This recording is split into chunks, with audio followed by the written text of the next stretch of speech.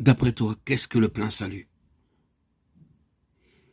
Cela ne signifie pas qu'un chrétien se débarrasse d'un péché aujourd'hui et d'un autre demain.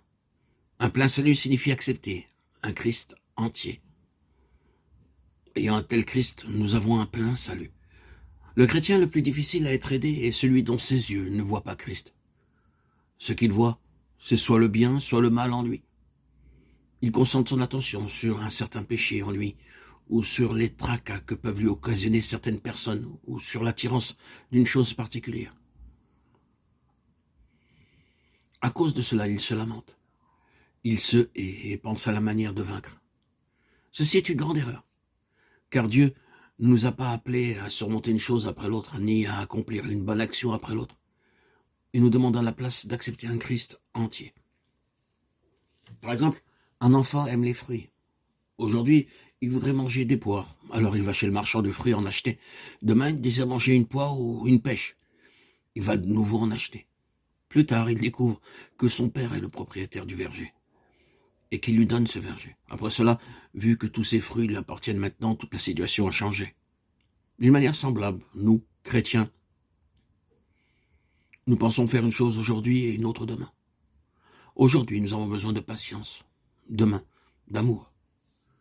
Nous sommes comme cet enfant qui achète des poires aujourd'hui et des pommes ou des pêches demain. Pourtant, Dieu nous invite à accepter un Christ entier. Ainsi, tout le verger spirituel de Dieu nous appartient, même un Christ entier. Mais en achetant au détail, nous devons aller en acheter chaque fois que nous en avons besoin. Je ne dis pas ici que vous et moi, nous n'ayons pas besoin de patience ou d'amour. Nous devons certainement manifester ces vertus. Mais combien il est impossible de faire une chose après l'autre.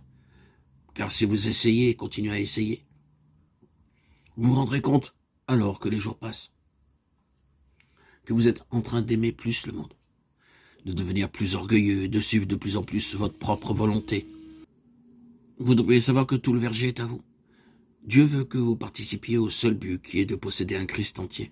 Christ en vous et en moi nous rendra capables de vouloir et de travailler pour le bon plaisir de Dieu. Peut-être avez-vous déjà entendu la vérité de Christ vivant sa vie en nous. Mais je voudrais vous demander si vous possédez cette vérité en expérience. Bien souvent, nous savons, mais quoi que nous essayions, nous échouons toujours. Or, c'est par lui que vous êtes en Jésus-Christ, qui, par la volonté de Dieu, a été fait pour nous, sagesse, justice, sanctification et rédemption. 1 Corinthiens 1,30. Si nous lisons ce verset lentement et avec plus d'attention, nous verrons facilement qu'au moment où nous sommes sauvés, Dieu fait de Christ notre justice personnelle et notre sanctification personnelle. La réponse est Christ. Qu'est-ce la victoire? C'est Christ. Quiconque est capable de répondre de cette façon à trouver le secret.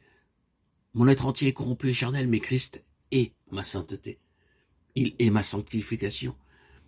Il n'y a personne qui soit saint et victorieux, mais nous pouvons dire à Dieu, « Oh mon Dieu, j'accepte ton Fils. » Et ceci sera notre sainteté, et ceci sera notre victoire.